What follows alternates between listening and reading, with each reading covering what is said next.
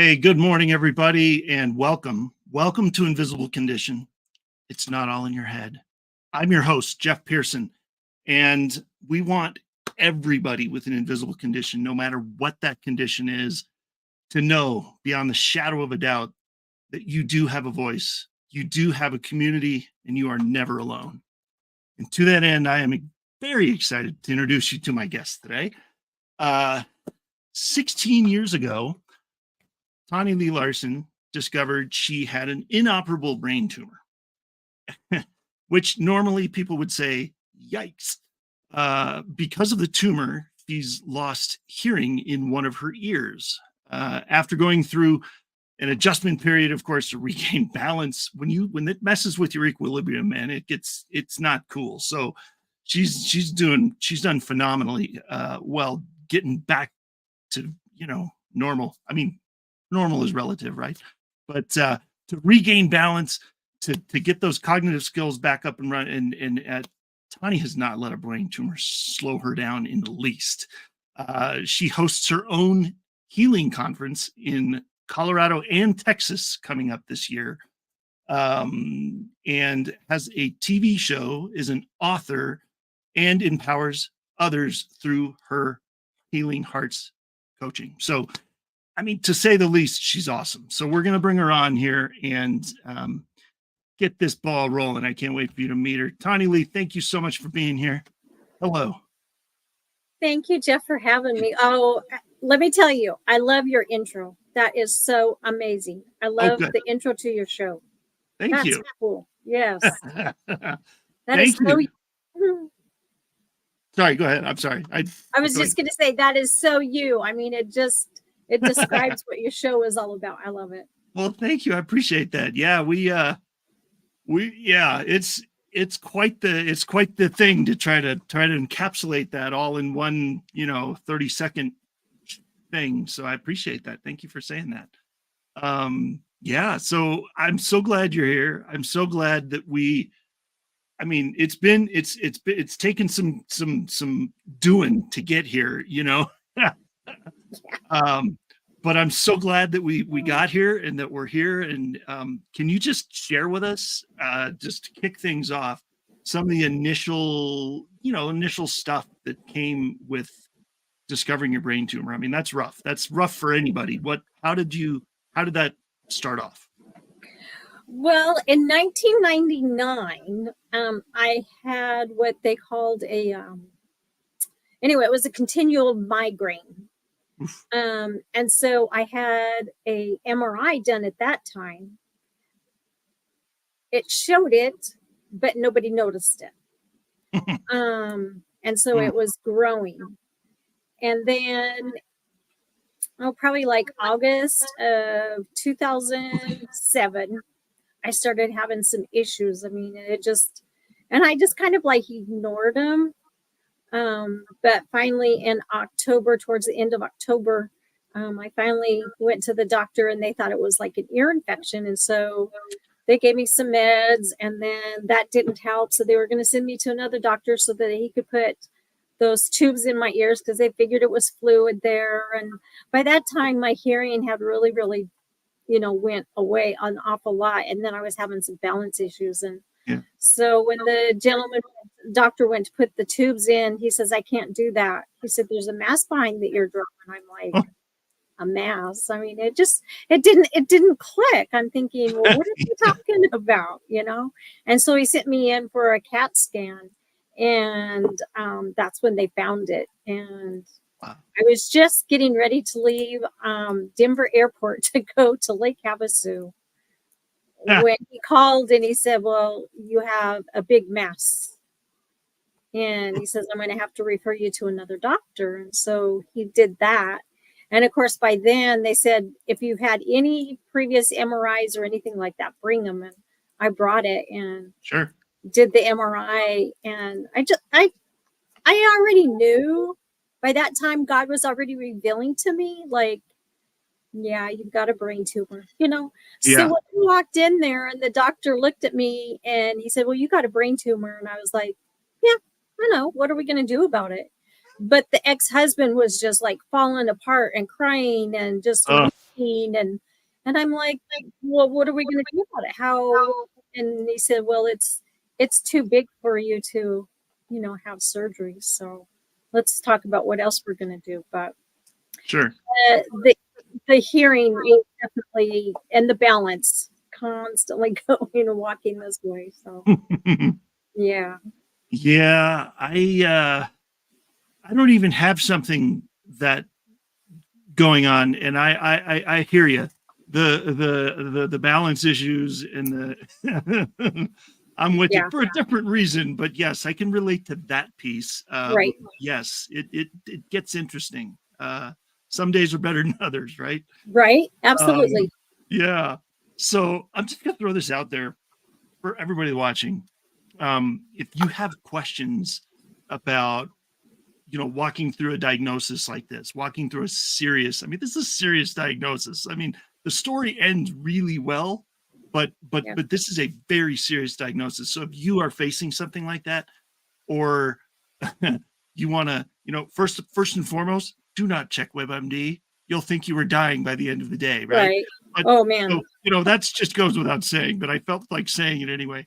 But talk to TonniLea. She will we're gonna have I'm gonna pop it up here right now. There, scan that QR code and you will learn.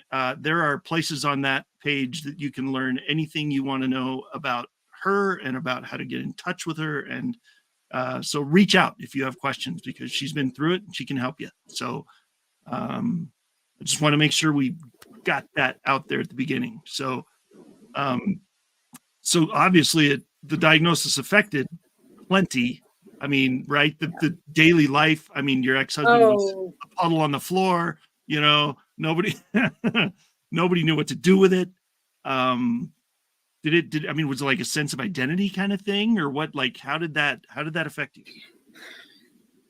I don't know that it affected my identity per se until and I started in the radiation, and then I started feeling like, well, I can't even do anything, because I'm so tired. But Yeah. It just affected an awful lot. It did, because of the fact that, okay, you got a brain tumor, but what are they going to do with it? And Right. then, they said, well, I'm going to send you to a radiologist and let him look at it. And then we can but it's inoperable because of the fact that it was back on my brainstem, went all the way up into my ear. And then it goes down and it comes down and it goes around my carotid artery. And it also entangles the nerves to my eyes. And so they're like, had we seen it? But see, the sad thing is, in 1999, it was missed, and it was the size of a quarter, and they could have done something about it, but it grew. And I had no idea. I think back about all of these little issues I was having, this burning, because I told somebody, I said, it's like somebody takes an egg and they, put it on my head, and then it opens and it just spreads. And I said, that's just the pain that I have. Oh, well, wow. It was the brain tumor growing, right? And so I go and meet this radiologist, and at first I'm like, man, his bedside manner is just like, I'm not so sure, and they send you in there, and then they do all of this, testing with the contrast so that they measure everything, and because they got to be spot on. And come to find out, it was so close to the glands, that it could disturb my taste and all these kind of things like this. So they had to be spot on when they did everything. And I just kept calling them, though, and I kept saying, well, are we getting ready to get started? I mean, we've got to go through, because I just wanted to get it done. So if we're going to do something, let's do it. Right. That blows my mind. These like cancer patients you hear about, and all these, and tumors, and all these things that are huge and big deals and big monumental, things. And it's like, well, we can get you in a month, I know, right? I mean, I do not want to throw the medical profession under the bus. I wouldn't be here if it weren't for good, skilled surgeons. So believe me, I appreciate everything they do. But that part of the scheduling process, especially something as serious as a tumor that you don't know everything about yet, that could be growing, could be affecting other parts of your brain. Like, don't we want to nip this in the bud like yesterday, last year? You know, Right? why Yes. are we scheduling this out? So, yeah, uh, maybe it's just me, but Yeah. uh, Well, and let me back up just a little bit because I forgot to say that with my ear specialist there in Colorado Springs, he did say, well, let's schedule for a biopsy, yeah, because they wanted to make sure that it wasn't cancer. So we did that. And the whole procedure was just absolutely amazing because yeah, they that, take and they open it up and they lay everything out. And then he had to go in there and, take a piece of the brain tumor, and then he had to clean out and, yeah, do different stuff, and had to take some of the bone out of the ear canal and all of that type of stuff because of how the tumor had grown into everything. So, man. yeah. Yeah, it's crazy what they can do, man. I'm telling you, it's Yes. these surgeons. I mean, I've had 3 neurosurgeons over my lifetime, and or maybe 4. But anyway, not very many. I mean, I'm 47. I've only had 3 or 4 but man, every single one of them has been, I mean, that is a profession you don't go into lightly. That No. is a miracle working profession right there. Right. That's so yeah, I'm glad that he was able to get done what he had to get done, That's a big deal. Yep. So, yeah. Well, what would you if you had, like I was saying at the beginning a little bit ago, if you had somebody, like maybe somebody's watching right now and they said, "Oh my gosh, I am so there," or my husband just found out, or my son or my whatever just found out about this. What would you tell them based on your experience? You've been through this now, that beginning stage of holy crap, I have what now? You know, what would you say to them if they were sitting across from you? First and foremost, I would say your God's got you and he's going to take care of you. That's a promise. Yes. Next thing is ask questions. Stand up for yourself and ask questions. I mean, you are your only defense, right? And if you don't defend yourself, if you don't stand up for yourself, if you don't question yourself, nobody else is going to, right? Right. And I asked questions all the time because I mean, this is something major that they were Yeah. messing with, right? And I wanted to make sure that it wasn't going to be worse. How am I going to be when I come out of even just doing the biopsy? Yeah. What is the radiation going to affect? How much do I, and that's just me, because if I don't know something, I'm going to ask you questions until I know about it. But we Yeah. have to do that as patients. And I think more now than ever. I was so blessed to have the doctors that I did. My Yeah. radiologist was from India, and he was the most intelligent person I have ever met in my life. And I didn't think his bedside manner was, but I tell you what, we hit it off after a while, and Nice. it was just about, because he told people all the time that I was his favorite patient. And I had people say, well, Dr. Padada told us you're his favorite patient. It was just because I went there with such positive attitude, and they'd say, well, this is what's going to happen. This is what's going to happen. And I'm like, no, it's not. Yeah. Because the radiation, it's going to burn your mouth. It's going to burn your back of your throat. It's going to burn your tongue. All of these things are going to happen. You'll probably lose taste. And Yeah. I'm like, no, it's not. Says who? Because I knew Yeah. who was taking care of me, right? And I proved him wrong. And then, been with them now for 16 years. So they know me pretty well, and I know Oh, them he pretty knows well. better now. he knows better than to give you Right? that worst case scenario stuff. Yeah. Yeah. Mhm. Oh my gosh, that's awesome. I'm the same. I'm kind of the same way. When I go in there, it's like, okay, let's do it. I know, so I'm good. Whatever happens, we're good. So whatever happens. So, well, first of all, the thing that stuck out to me is, when you're talking to these doctors, it's a lot of people have experiences that are less positive than that, but But what's funny is like with me over the years, you know, I've had to realize I live inside my body, not them.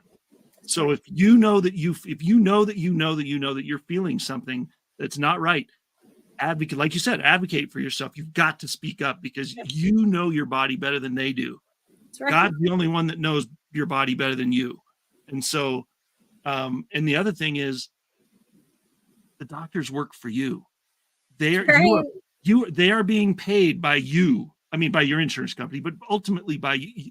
They Mhm. are working for you. In any other industry, everybody price compares and questions what they're doing and all the stuff. In the medical world, it feels like that's not a thing. They're just like, well, Right. okay. No. Ask questions. That's right. He's your Absolutely. doctor. Yeah. Yeah. Yeah. And and I think that we get so conditioned to the fact that the doctors are the ones that's supposed to have all the knowledge. So they should be in control. They should be telling us what we should and shouldn't be doing. And I so disagree with that. Do they have words of wisdom and the knowledge? Absolutely. But Yeah. if it doesn't feel comfortable to you, then you need to speak up and say something. Yeah. It's just like Exactly. when I 10 years after this, I ended up with breast cancer because I'm 6 years cancer free now. Nice. And the doctor, I got to go back to my same radiologist for the radiation, but Yeah. then my oncologist, the thing was then to give him tamoxifen, and it's supposed to prevent you from it ever, coming back less or whatever. And I Sure. took one pill and I got so deathly sick. And all I could hear God saying was, "Do you trust me? Do you trust me?" And I'm like, "Yeah, I trust you." And so I told her, I said, "I'm not going to take that pill because it made me, I mean, I would have thought that somebody took a big old, like, I don't know, basketball or something and just punched me in the gut with it. It Oh, hurts so bad." man. But it wasn't for me. And yeah, but I had to Wow. speak up, right? Right. Yeah. Yeah, You if you wouldn't have said that, nobody would have, I've had things like that too. And if you don't speak up, they're not going to know. And then you're going to drive yourself crazy, feeling worse than you could, when all you have to do is say, look, doc, here's when they get out of, all these surgeons and all these amazing physicians, and they go through a lot of school and they go through a lot of residency and they go through a lot of yeah, education. But once they hit that operating room floor or that hospital floor, or that GP, office floor, that's day one of their real education. And that's because right. that's when they start encountering stuff that the books didn't tell them about in med school. Exactly. Right? That's Exactly. your situation was probably not a typical case that they learned about in med school, you know? So so what are they going to do? What are they going to tell you? No, I know what to do. No, you don't. So they got Have to you have a been in little my bit of grace, shoes? Yeah, you know? right. I So totally agree with you. And thank you for saying that. And doctors are amazing. And, because I have a granddaughter that's getting ready to go into med school totally after love she it. finishes this year because she wants to be a respiratory surgeon for Nice. pediatrics. And so, I understand all of that knowledge that she's got to learn and all of that. And the doctors do. But like you say, no one knows their body any better than yourself. And well, hopefully, right? Yeah. And you Yeah. need to Well, pay attention to it and speak up. And I think that we've kind of forgotten that. We've gotten yeah. so like bullied around or whatever you might want to say from insurance companies and the government and all of this kind of stuff like that. But no, Right. because you just have to speak up for yourself because there were things that went on that I had to tell them about, Yeah. and Sure. otherwise, how would they know? Right. Yeah, exactly. They can't read your mind. They don't live inside your body. You have to speak up. That's part of that advocacy thing. So yeah. Yeah, Absolutely. 100%.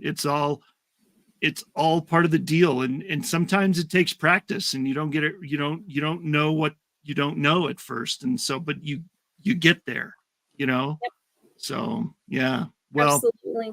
I tell you what, I think this is we've gotten quite a bit of your story here, and I'm still digesting some of it here. So let's go to a break, and we'll go to a commercial, and then after we get back, we're gonna dive into kind of the moment of you turning around and like just blowing everything up and getting out there. And like, we want to know the journey of where you were to where you are now, because you're just rocking it. I mean, I mean, come on. So this is awesome. I'm so excited to see. I mean, later this year, you've got stuff going on. And I mean, it's just, we're going to talk about all that in the second segment. So stick around, everybody. Do not go anywhere. The best part of the story is coming up. Stay put, and we will see you back here in just a couple of minutes.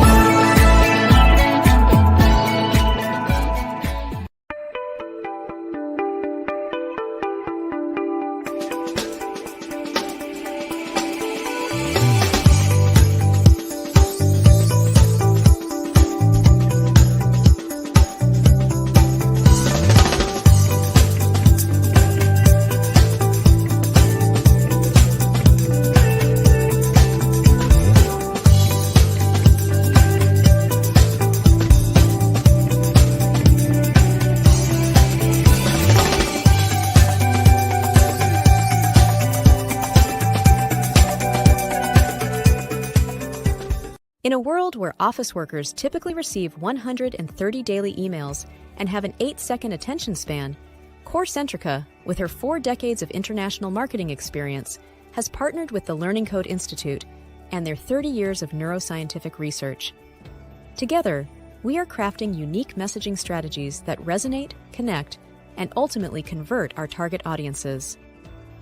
CoreCentrica, where award-winning creativity and disruptive neuroscience come together. Scan this code now, or call and click, and let us show you how CoreCentrica's partnership with the Learning Code Institute is influencing how businesses connect with their audience, foster engagement, and achieve conversions.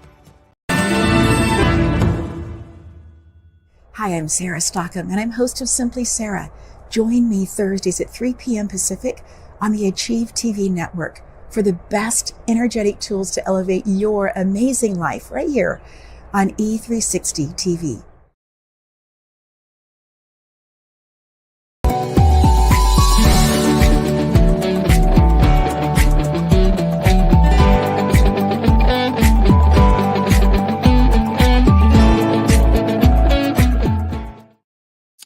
Hey, everybody, welcome back. I just want to take a minute before we bring TonniLea back. And I'm so excited about the second half of this story. You're going to love it. But I'm going to pause for just a second because I want to tell you about a place that I absolutely love. And it's in Portland, Oregon, and it's called The Porch. And if you've not been to Portland, by the way, if you've never been to Portland, it's beautiful. It's amazing. And you should go check it out. But while you're there, go to The Porch. Go to theporchcoffeepdx.com to figure out where they are, because Portland is kind of an interesting town to get around in. But it is a space. The Porch is a space created for community. It's a coffee space, and a space where you can show up and be seen. It's a nonprofit, actually. Brett and Molly Pryor are running it with the help of some amazing staff and volunteers, and they're amazing. By the way, I love you guys. They're so great, and it's a nonprofit seeking to provide training and opportunity to those who are, sometimes overlooked in our community. You know who I'm talking about. The coffee can be a vessel that crosses all those bounds, and it enables people to preserve dignity through the act of generous hospitality and building relationships with your neighbors, which is huge. You can be a part of that if you want, wherever you live, by going to their website and ordering their coffee. I've got a couple of them back here. They're running a little low. I need to call Molly and say, yeah, I need some more. The stuff is amazing. And so if you like good coffee and you haven't had this before, they ship it fresh. So you will not be disappointed. So go check them out. And I promise you'll love it. So, all right, everybody, let's bring TonniLea back on and kick this ball back rolling here. Man, I don't know about you, but I love like good coffee. So that this partnership was like a no-brainer. I absolutely love this place. So we have a place like that here in Waco, and it's called Biddy and Bose. Nice. And I was just there, and in fact, I think I have somebody for you because his story is incredible. And I stood there and talked to him for quite some time. So Bring it on. I We can love talk it. about that. We'll talk about that after the show. I can't wait to meet him. That would be phenomenal. I Yeah. love meeting, new amazing people that can be Mhm. guests. So bring it on. Let's do it. Yeah. So before we left for the break, I had a question that I had in my brain, and I was kind of thinking like, and maybe we covered a little of this, but how did you cope with that's a big deal. Like there's an emotional aspect to that. Like there's a physical aspect to it, but most importantly, it's the emotional. I mean, you almost had to grieve the loss of like the use of some of your, like what you used to be able to do, right? I mean, Mhm. how did you deal with that? Sure. What was your go-to for that? Well, I grew up with a father that was hard of hearing, and now he's, Mm. it just keeps going away and stuff. But that was Mhm. from all kinds of issues and stuff. So to be able to talk to my daddy about the hearing part was phenomenal, because nobody understood like my daddy. Yeah. But then the emotional part of it was too, is like, you know, well, what is this going to do? How is this going to affect my life? Mhm.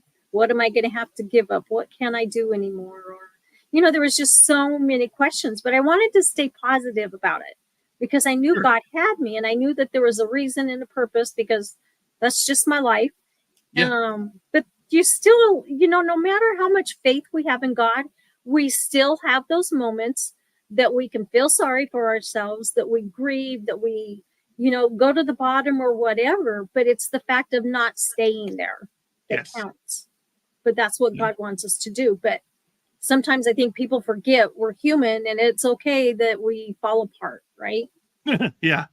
Doesn't mean Yeah. that we don't have faith or anything like that. We're just human and things affect us. And so I started noticing a lot of memory loss, Mm. even before I found out about the brain tumor. But I mean, it really, couldn't remember why I had went into a room. What was I going to do? Or, I Yeah. mean, it Yeah. was Yep. constant. I could remember the past very well, but Yeah. that That- very moment, it's like, yeah.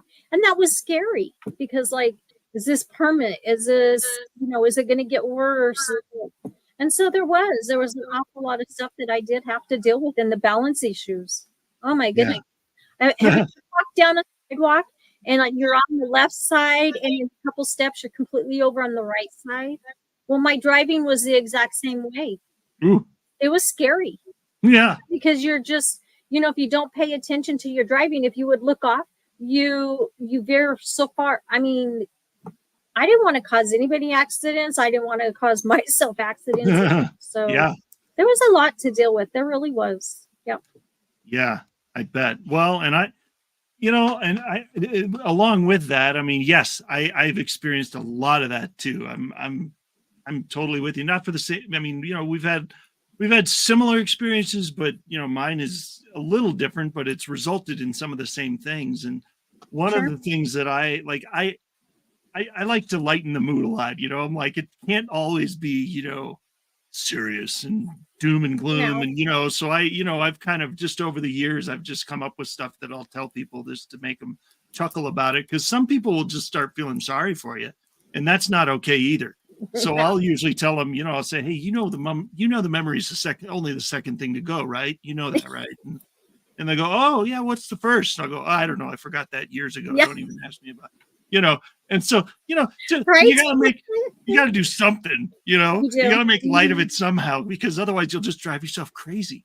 And Yep. so, and if it improves and it's not as bad, or you find some way to improve it, great. But you still have to kind of be lighthearted about it, So Yep. yeah, it's kind of makes it fun. So Well, and with me, I've gotten not comfortable, but I guess I've gotten to where I can, say, because as you know, by going to the conferences or whatever, because like with the tumor, I'll say, well, I've got this brain tumor that I've carried around now for 16 years, right? Yeah. And people are like, because they're like, what? And the fact of just talking to somebody, and I've even done this on live podcasts, right? I'm like, my brain just quit on me. I have no idea what I was going to say. It just does that, right? And if you explain that to people, I don't want their sympathy. I just want them to understand this is what happens. So don't think that I'm crazy, or don't think that I'm weird or something's wrong or whatever. This is just me. That if I quit talking, it's because my brain forgot what it was going to say. And that happens all the time. So it really does. Yeah. It what you adapt. Like that's the thing that I've found most amazing is all the surgeries. I mean, all the surgeries I've had on all kinds of different things, but the body adapts. And so you, over the years, you figure it out, and so it doesn't always affect you as much as it used to, because you figured out a way around it, or and so, but people don't know that that's going on. People just think you're rolling with it. And so, so sometimes that's a double-edged sword, because they think you're on top of it and you're not. Right. So I've had that experience too. It's like, well, you're going to have to ask me the question again, because I completely forgot. By the time you finished asking the question, I forgot what it was. So just go ahead and ask me again. So, yeah. Because just like with you, I would have never known, that you have a stent or anything like that, a shunt. I would have never known that you had the hydrocephalic. Never. Because you don't it doesn't show, right? Because it's all in there. It's all in there. Yeah. You say that, yep, it's all in there. Exactly. Well, and that's the point. I mean, that's the double-edged sword part of it, because you don't want people to treat you differently just because you have something going on that happens to be invisible to the outside world. Right. But you also want them to understand. It's kind of like it goes both ways, You don't want special treatment, but you want them to get it. Exactly. And so, it's But anyway, I mean, I'm so glad that this is the cool part about having people on this show we understand each other. This is what I love about this, because it's like, you get it, I get it, and the viewers that are watching get it, and to a point, because they're still watching, so they it's great, it's a great community. So, so now that you're kind of used to all this, and you've gone through what you've gone through, and what motivated you to start the healing conferences and your TV show and all the things which you can learn about by that QR code, by the way. Again, that's still there. So check it out, everybody. But how did that come about? What did you start? Well, it came about because of the journey that I took with the ex-husband, and going through the recovery of being married to a sex addict and stuff. And so writing the first book, and then being noticed by the next publisher, and, speaking about the breast cancer and that type of stuff like that. And then when I was coming home from a conference from New York, Syracuse, New York, that's when God just kept saying the healing conference. And he said, because you heal in so many ways. And I was just telling someone here today about it, because they said, well, what's it all about? Right. And it's, you heal mind, body, soul, and spirit. Because if you start working on your mind, then your body's going to get healthier. And, And when I was going through all of this stress, all of these issues through the divorce and all of those things that happened and stuff, I never can say this word, cognitive issues got so bad, the memory and because it does, because stress affects your body so bad. Oh man, it does. And, and I asked the doctor, I said, how does a brain tumor start? And they said, well, it starts just like cancer. There's one bad cell in there, and it just starts breaking down all of the good ones, and it just grows. because mine lays inside the gray matter is where these Yeah. now I can't even tell you what the tumor is called. But anyway, it grows inside the gray matter. Yeah. And that's where mine did. But that's how. And so going through all this stress, it affected my body. And I know that God's the only one that's going to be able to heal and take that tumor away from there. But I can do whatever I possibly can here on earth to get my mind, my body, and especially my spirit and soul healthy. Because that's what's going to keep me going. So that's 100%. what the healing conference is all about. Love it. And where is your TV show? Well, right now that's kind of like on hold a little bit. Okay. But all of my stuff is on that I have done is on the YouTube. On my YouTube channel, I taken and put that there. Yeah.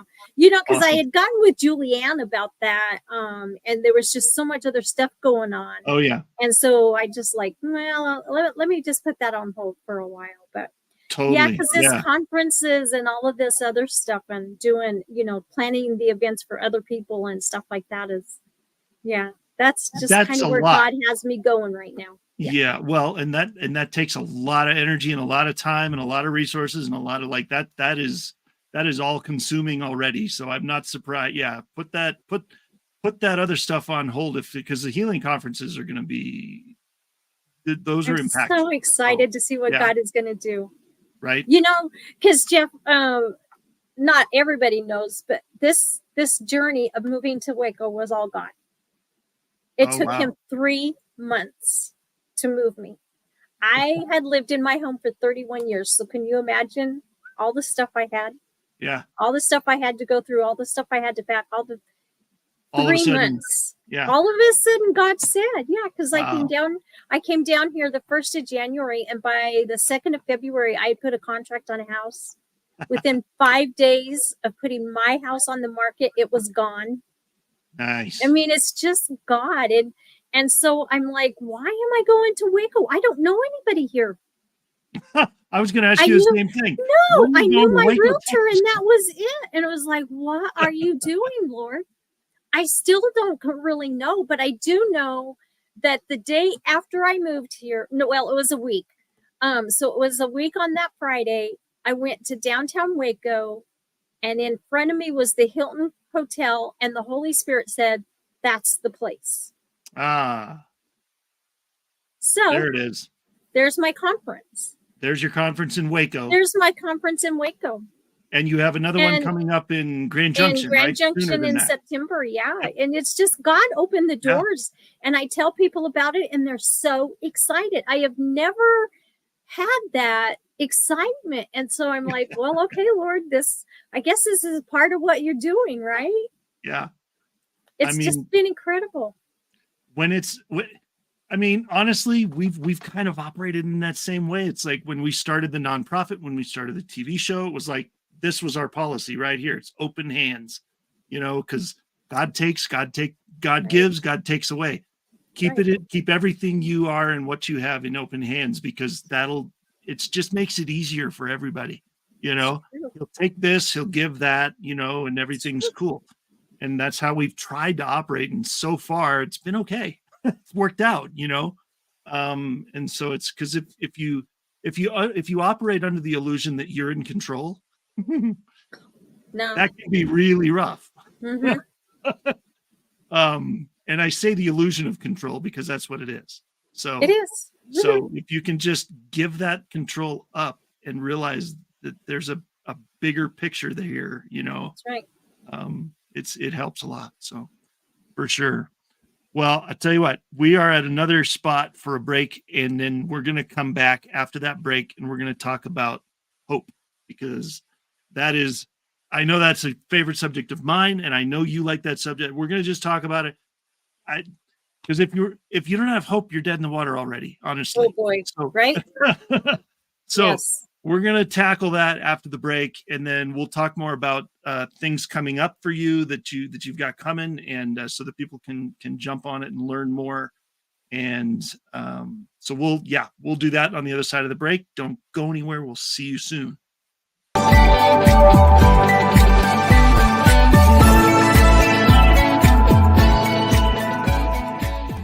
Does your to-do list have you feeling stressed? Does your list include tasks like responding to email and phone calls, collecting forms and paperwork, and sending quotes and invoices? Have you been neglecting posting updates to your social media accounts, email newsletters, or content on your website? Maybe you need help to get digitally organized.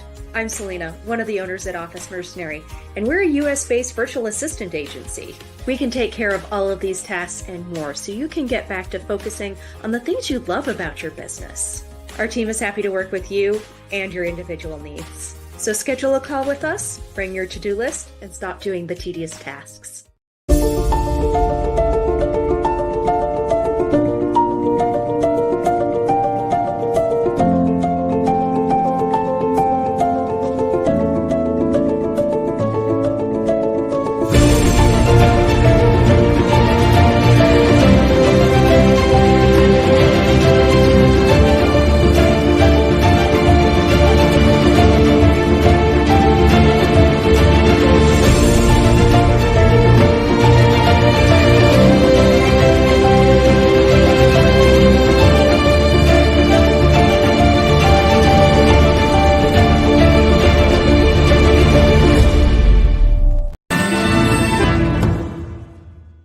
Hey friends, this is Ben Hummel. I'm the host of the Genius Way Show, where you'll learn to access your inner gifts, talents, and callings and how to express them out in the world.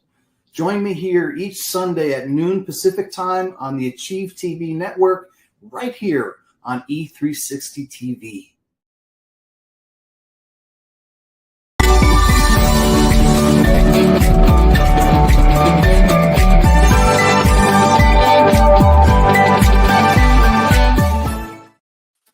All right, everybody, welcome back. I'm so excited. This is so cool. All right, we're almost, we got about 15 minutes left. And so let's talk about all the cool things you're doing and how people can get in touch with you and to do some of these things or attend or take advantage of, all these things, because that's part of the reason we're here. I mean, I want people to reach out to you, to know what you're doing, because it's awesome. So, but first I want to ask you a question that I ask everybody on the show, because I love every answer I get and they're all different. With everything that you have been through and all the crazy and all the ups and downs and all the, how do you maintain your hope on those hard days? Well, I just have to go in and say, Heavenly Father, I need you. That's my hope. Yep. That is my firm rock foundation. Yep. I didn't have hope one day. I had sat and I had cried all day. Nobody was there. God didn't seem like he was there. Yeah. And there was no hope. There was no light at the end of my tunnel. And I shouldn't be here today, but I am. And so my heart goes for those people that don't think there is any hope, but there is always hope. If you're still breathing, there's always hope. That's 100%. Yeah, Absolutely. it's true. There's a couple quotes that I've heard from former guests over this last year, and I'm just going to put them on the screen because it's kind of talking about that. Oops, I'm going to take that off the screen first. Let's do that. There we go. There we go. I've already survived 100% of my hard days so far. That's right. So if you're still here, Good. Congratulations, you've survived 100% of your hard days so far. Yep. And the other one is this one. Yesterday was my only hard day. I love that. I know. Right. I couldn't believe he said that. I was like, what? After what you've done and after everything you've endured, that's what you say. He's like, yeah, because it's true. I'm here. I woke up this morning. Yesterday was my only hard day. So there you go. Well, I thought you were going to ask me the questions. Would I trade anything of all the stuff I've been through? No, go ahead. not a thing. Not one thing. Nope. I am so thankful for everything that I have had to endure, that God has brought me through, because it has brought me to where I am today, and I wouldn't trade it for anything in the world.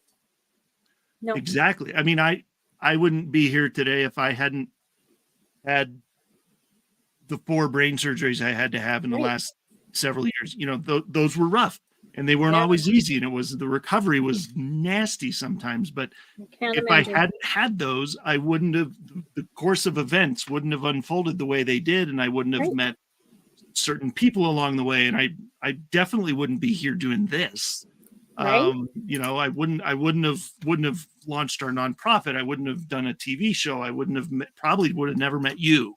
You know, I mean, there's so many things that wouldn't have happened if that. So I'm thankful for all of that. That's it happens the way it happens because God says so. That's right. And it is a struggle to get there. It should be. I mean, honestly, it should be. If it's not a struggle, it's not worth it. You know. So. And you know, and we just want life to be so easy, right? And I love the days when things are calm and things go according to what they should. And just like this journey, it has been the most incredible journey. I have never been so content in all of my life. But I know that the next time I got a storm, that it's just going to make me stronger. Exactly. Yep. Exactly. We've experienced that over the years too. I mean, you know, especially when you look at it through that lens, you know, you see something happen that normally would devastate somebody. You know what? That's just a setup, man. That's something happening to try to prevent what's coming. And so that gets me excited. You know, that's happened over the years several times. And I've gotten to the point now, I'm like, okay, that was meant for terrible, terrible things, but God's going to bring us through that, and it's going to be even better on the other side. I know that's a setup for a comeback, you know. That's right. So it's so cool to see those. I'm like, all right, here we go. It's rough, but you know that on the other side, it's going to be phenomenal. So, yeah. Well, yeah, because I would have never, you know, 16 years ago, I would never think that I would be where I am today. No. Right? Because I didn't think that I would get not control, but I would get, like you say, like adapted to all of the things that I've had to deal with. And I still think that, you know, 16 years ago, I should have bought into Post-it note stock, because I'd probably be very wealthy, because that's my best friend, right? I mean, there are Post-its everywhere. Otherwise, I'm going to forget, right? And if you tell me something, I better make the note right then and there, or it's gone. So, but yeah, I would have never thought that this is where God was going to take me, but I am so excited. At the age of 60, life has finally begun. Nice. It has. Life begins at 60. All right. It did. It has. I love it. It's just amazing. That's awesome. Well, I can totally relate to you with the Post-it notes. If you could see, if that's why the set is facing this way, because if you could see this way, you would see probably, I'm looking around, there's probably 75 little sticky note, I can imagine, Post-it notes stuck all over the place, because I do the same thing.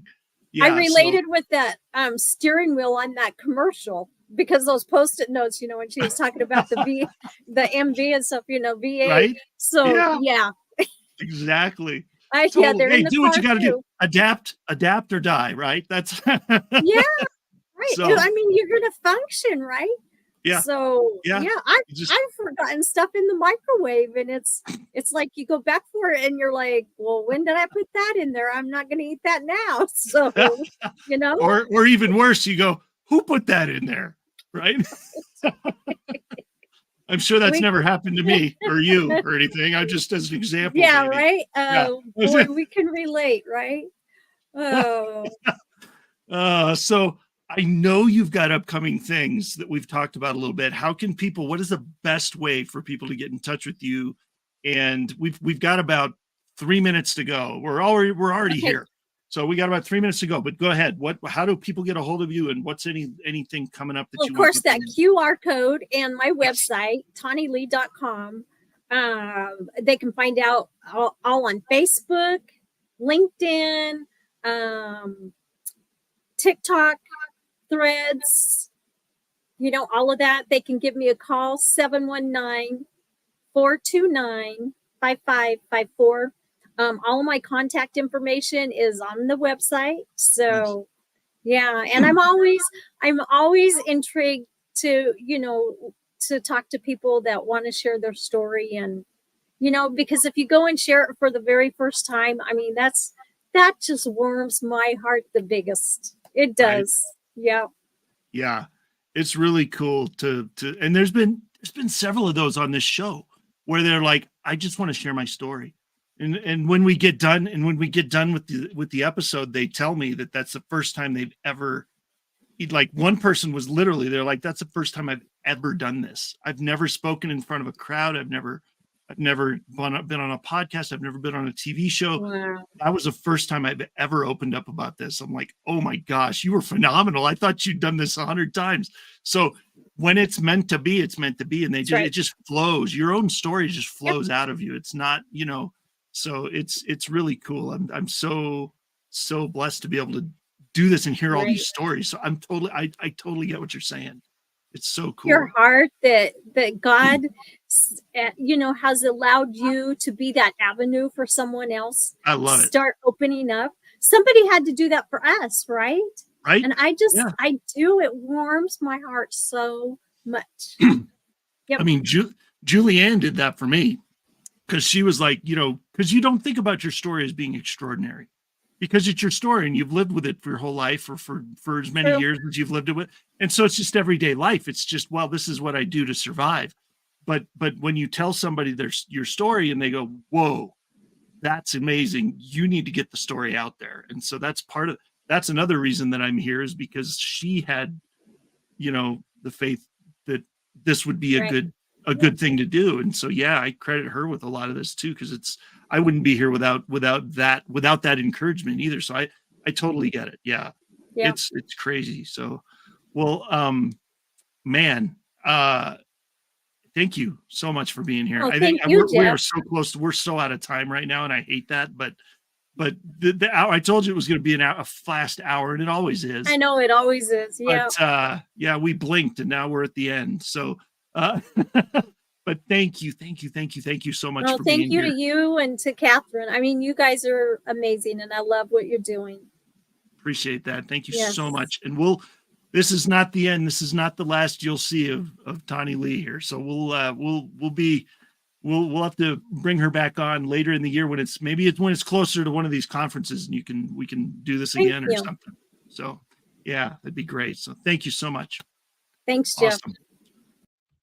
All right, everybody. Man, I know I say this at every show, but man, that was cool. I know I would probably say that at every show, but I love doing this. This is so cool. So, all right, everybody, listen. Thank you for being here. Thank you for everybody if you've been here, if you've been with us from the beginning, thank you. If you've just started, this is the first episode you've ever watched, thank you. I appreciate you. And I want you to stick around, because we've got more stories coming, man. There's some amazing stories coming up that you do not want to miss. So, so keep coming back. And if you find one that you particularly resonate with, that is particularly awesome for you, share it. Because if it's your favorite, it's probably somebody else's too, and they just don't know it yet. So please share, and go to our Facebook page and join us there, and subscribe to our YouTube channel, all the things, so that you don't miss an episode, so that you can be notified of when the next one is, because it might be your new favorite. So, so thank you so much for being here. Join us for our next show on Friday, May 24th, where we have another amazing guest that we get to tell their story. And until then, have an amazing day, and we will see you next time.